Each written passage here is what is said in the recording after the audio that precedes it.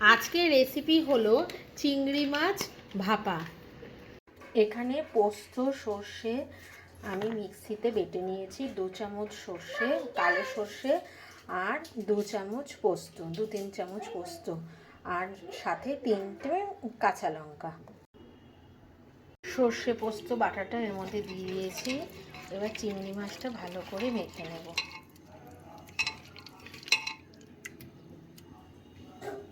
এখানে চিংড়ি মাছের সঙ্গে সর্ষে পোস্ত বাটা, কাঁচা লঙ্কা দিয়ে পুরো ব্যাটারটা দিয়ে সর্ষে পোস্ত বাটা দিয়ে চিংড়ি মাছটা ভালো করে মেখে নিয়েছি।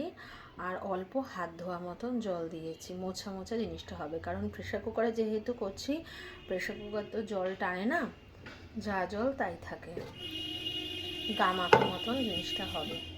আরও কম জল দিলেও হতো, কিন্তু তাহলে কি ভাত দিয়ে খাওয়ার সময়তে একদম ঝোল থাকতো না, তাই অল্প পরিমাণ দিয়েছি। যে যেমন খুশি তেমন দিতে পারে। এবার প্রেশার কুকারটা ঢাকনাটা আটকে সিম আছে আমি গ্যাসে চাপিয়ে দিয়েছি।